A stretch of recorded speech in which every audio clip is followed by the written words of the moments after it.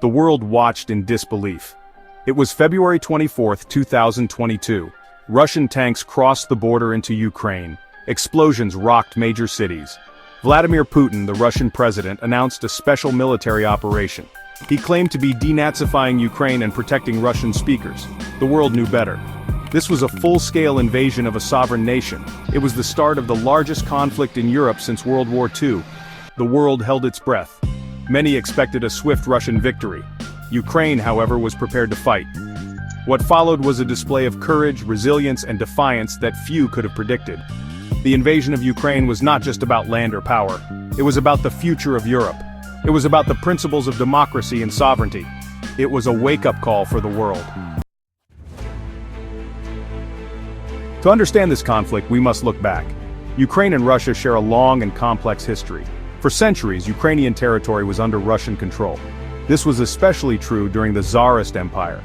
The relationship was marked by periods of both cooperation and conflict.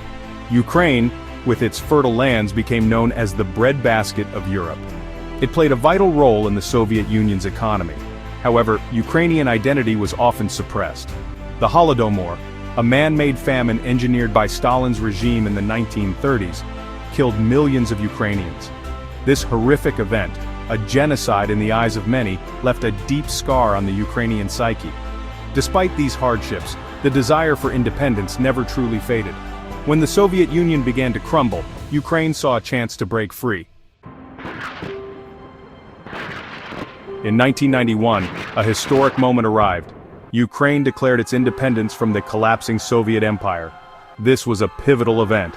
It marked the end of the Cold War order. For Ukraine, it was a chance to forge its own path. The path, however, would be fraught with challenges. Russia, under the leadership of Boris Yeltsin, recognized Ukraine's independence. However, the seeds of future conflict were sown. The status of Crimea, a peninsula on the Black Sea with a majority Russian population, became a point of contention. Russia maintained a naval base in Sevastopol, Crimea. This gave them a strategic foothold in the region. The Budapest Memorandum, signed in 1994, seemed to offer a solution. Ukraine agreed to give up its nuclear weapons, inherited from the Soviet arsenal. In return, Russia, along with the United States and the United Kingdom, pledged to respect Ukraine's territorial integrity. This agreement would prove to be a fragile peace. In 2008, NATO announced its intention to offer membership to Ukraine and Georgia. This was a red line for Vladimir Putin, who had come to power in Russia in 1999. Putin saw NATO expansion as a direct threat to Russian security. He viewed Ukraine's potential membership as a betrayal. He believed that the West was encroaching on Russia's sphere of influence. In 2014, Putin made his move. Exploiting political instability in Ukraine, Russia annexed Crimea. They did this through a hastily organized referendum, widely condemned as illegitimate by the international community. This was a blatant violation of international law. It sent shockwaves across Europe. The annexation of Crimea was a turning point. It signaled Putin's willingness to use military force to achieve his goals. It also marked the beginning of the current conflict. To understand Putin's actions, we must try to understand his motivations. Why invade Ukraine? The answer is complex. It involves a mix of historical grievances, geopolitical ambitions, and a deep-seated belief in Russian exceptionalism. Putin's objectives in Ukraine can be boiled down to three main points. Firstly, he aims to prevent NATO expansion. He sees Ukraine's potential membership in NATO as an existential threat to Russia. He wants to keep Ukraine within Russia's sphere of influence. Secondly, Putin believes in a kind of greater Russia. He sees Ukraine as an artificial construct, not a real nation. He wants to reunite what he sees as historically Russian lands. This is based on a distorted view of history. It ignores Ukraine's own rich culture and language. Finally, Putin wants to challenge the West. He wants to undermine the United States and its allies. He wants to reassert Russia's position as a global power. The invasion of Ukraine is a way to demonstrate Russia's military might. It is a way to sow discord among Western nations. It is a high-stakes gamble. Against all odds, Ukraine's grit. Few expected Ukraine to withstand the initial Russian onslaught, yet they did. Ukrainian forces, bolstered by a surge of patriotism and aided by Western weapons, put up a fierce defense. President Volodymyr Zelensky, once a comedian with no prior political experience, emerged as a wartime leader of extraordinary courage and resolve. His defiance, often communicated through social media, rallied his people and garnered international support. The Ukrainian people demonstrated incredible resilience. Ordinary citizens took up arms to defend their homes. Volunteers organized humanitarian aid for those displaced by the fighting. The international community, shocked by the invasion, responded with a wave of sanctions against Russia. Military aid poured into Ukraine. The West, for the most part, presented a united front against Russian aggression. A world on edge. The war in Ukraine has sent shockwaves across the globe. The conflict has exacerbated existing global challenges. It has created new ones. One of the most immediate consequences has been the disruption of global food supplies. Ukraine, a major exporter of grain, saw its agricultural output plummet. This has led to food shortages and price spikes, particularly in developing countries. The war has also triggered an energy crisis. Russia, a major energy producer, retaliated against Western sanctions by restricting gas supplies to Europe. This has led to soaring energy prices and a scramble for alternative sources. The Kursk Offensive. On the 6th of August 2024, during the Russian invasion of Ukraine, part of the Russian-Ukrainian War, the armed forces of Ukraine launched an incursion into Russia's Kursk Oblast and clashed with the Russian armed forces and Russian border guard. A state of emergency was declared in Kursk Oblast, and Russian reserves were rushed to the area.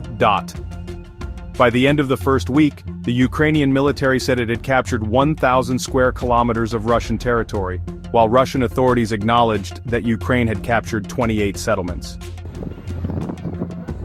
In the second half of August, the front stabilized, and in early October, the Ukrainian advance had stalled. From November, North Korean forces were sent to the province to support the Russian military. By the end of that month, Russian forces recaptured around half of the territory Ukraine had occupied. By the 11th of March 2025, most of the Ukrainian forces appeared to have retreated as a result of a Russian counterattack. Russian troops entered Sudzha, around which a shrinking pocket of territory still controlled by Ukraine had formed the next day. A world holding its breath. As tensions rise, the global community watches and waits, hoping for a peaceful resolution. Amidst this uncertainty, one question looms large. Could Donald Trump be the key to ending the war in Ukraine? Trump's tenure as President of the United States was marked by unconventional diplomacy and bold moves on the global stage. His relationship with Russian President Vladimir Putin was often scrutinized, with some suggesting that his unique approach could be leveraged to broker peace. Critics argue that Trump's methods were too unpredictable and could exacerbate tensions. However, supporters believe that his direct style and willingness to engage with adversaries might offer a fresh perspective in the quest for peace. The possibility of Trump playing a role in resolving the conflict remains speculative. Yet, in a world holding its breath, any potential avenue for peace is worth considering. As the situation continues to evolve, the global community remains hopeful for a resolution that will bring lasting peace to Ukraine. The complexities of international diplomacy mean that any potential mediator must navigate a labyrinth of interests and agendas. Trump's approach, characterized by his willingness to break from traditional diplomatic norms, could either be a boon or a bane in such a delicate situation. Some analysts believe that Trump's business acumen and negotiation skills might offer a unique advantage in peace talks. Others caution that his polarizing figure could alienate key stakeholders, making consensus harder to achieve. Regardless of the differing opinions, the urgency for a peaceful resolution cannot be overstated. The world continues to watch with bated breath as leaders and diplomats work tirelessly to find a path to peace. Whether Trump will play a pivotal role in this process remains to be seen, but the quest for peace in Ukraine is a global priority. In the end, the hope is that through collective effort and innovative diplomacy, a lasting peace can be achieved.